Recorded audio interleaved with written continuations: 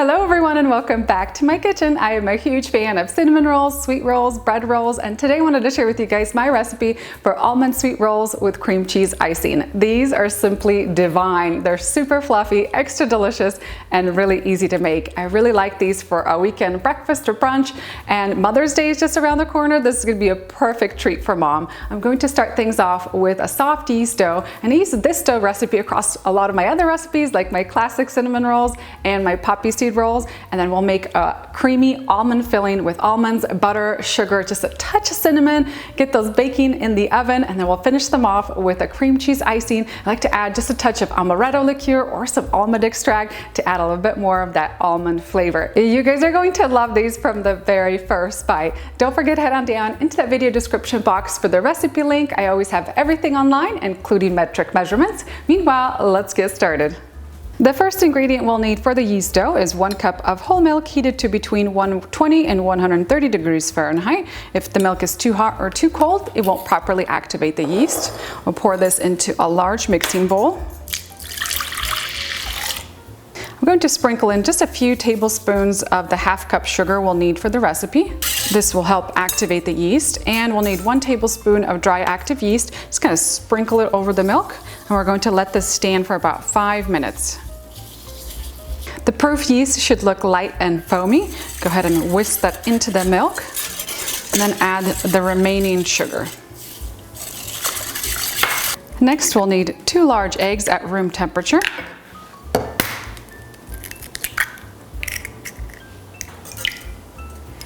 One-third cup of unsalted melted butter. Allow the butter to cool so it's not super hot.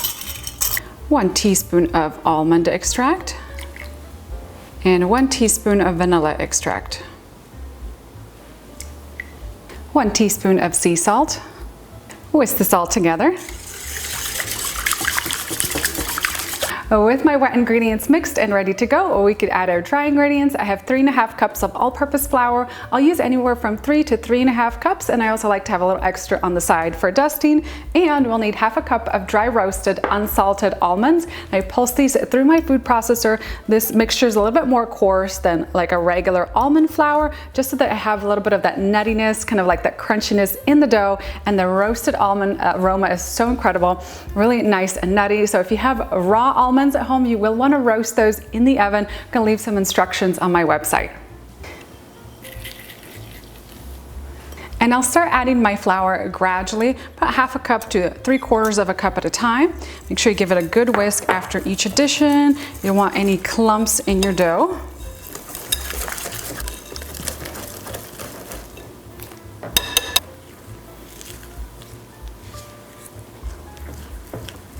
Once a dough ball forms, go ahead and generously dust your work surface. Turn out the dough. And I'm going to continue adding flour as needed, just gradually kneading and mixing until I have a really soft and elastic dough.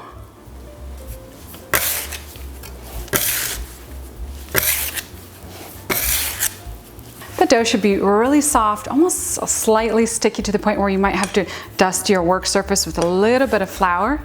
And this is key to making really soft rolls. Usually need for about 4 to 5 minutes until I have a nice smooth dough.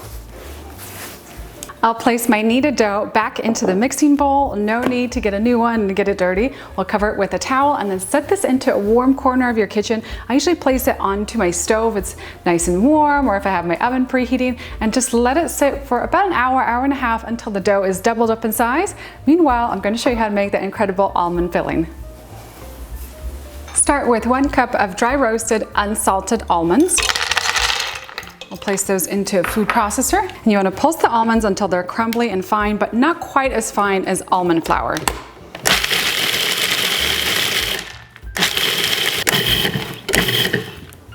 Add in ½ cup of white granulated sugar, 1 teaspoon of ground cinnamon, and I have ½ cup of softened unsalted butter, and ½ teaspoon of sea salt. And let's pulse this all together.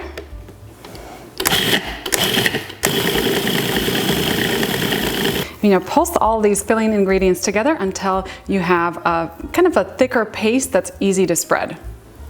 My dough has proofed nicely and doubled up in size, and now we could start making our rolls. So we're gonna punch down the dough lightly and then invert it onto a lightly floured work surface.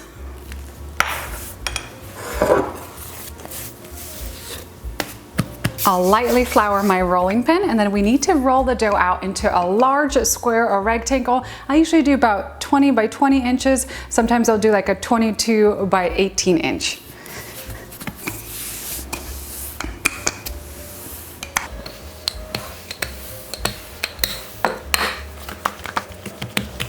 Drop dollops of the almond, sugar, and butter filling onto the dough. Then we're going to use an offset spatula to spread it evenly to all edges.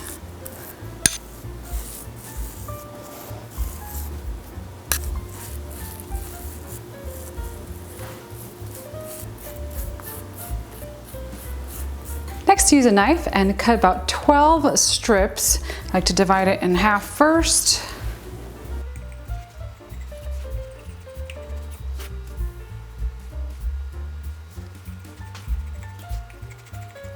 There's a few different ways you could roll these. You could simply roll them up like a traditional cinnamon roll, but if you want to make them a little extra pretty, give it a unique design, what you could do is rotate the dough from both sides and then roll that up into a tight little bun.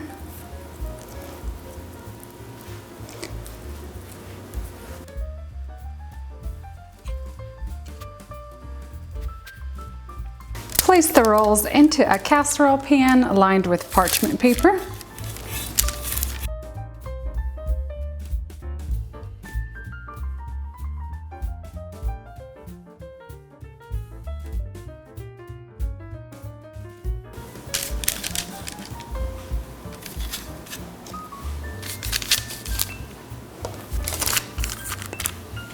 And now it's time for the second proofing. Once you have your rolls shaped and in the casserole pan, go ahead and start preheating your oven to 350 degrees Fahrenheit and place the casserole with the buns right onto the stove top, where that warm air from the oven preheating is going to help proof these a little bit faster. I let them proof usually for about 30 to 45 minutes until they're doubled up in size, and then into the oven they go at 350 degrees Fahrenheit for about 10 minutes. After 10 minutes, I take them out and I pour cream all over the rolls. That's my little trick for making the softest and the best rolls ever. And then back into the oven for another 20 to 25, 28 minutes until these are completely baked through. There should be a golden brown on the top, and then we'll come back to make that cream cheese icing.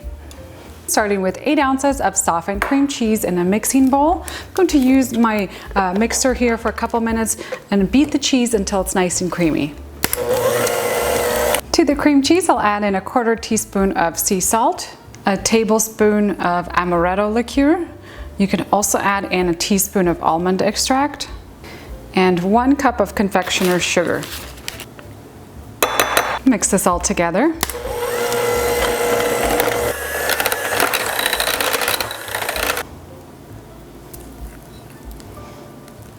And I like to coat these almond rolls with that cream cheese icing as soon as they come out of the oven while the rolls are still piping hot, and that frosting kind of like melts into all the cracks and crevices of the rolls.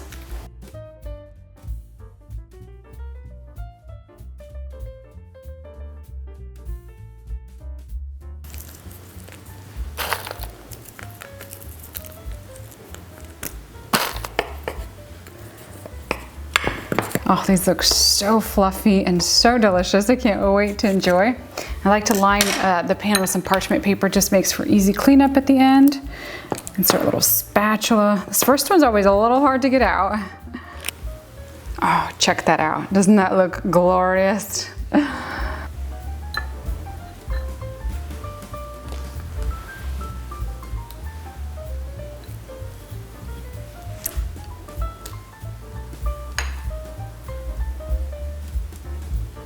That's it for my almond sweet roll recipe. These turned out incredible and the aroma is mouth-watering. I wish I could send it through the screen to you guys right now. It's that comforting like yeast dough bread mixed with sugar and almonds. It's incredible.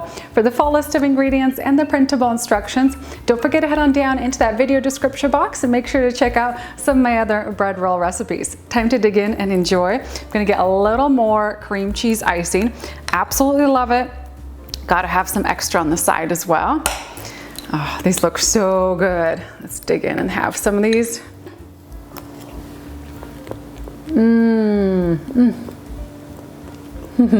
Oh, what did I get myself into with these almond rolls? These are too good. They're just heavenly. The textures, the flavors, you get that super light and fluffy dough dotted with tons of almonds in there. You get a little bit of crunchiness, tons of almond flavor, and that creamy cream cheese icing on the top. All this combined together is simply divine.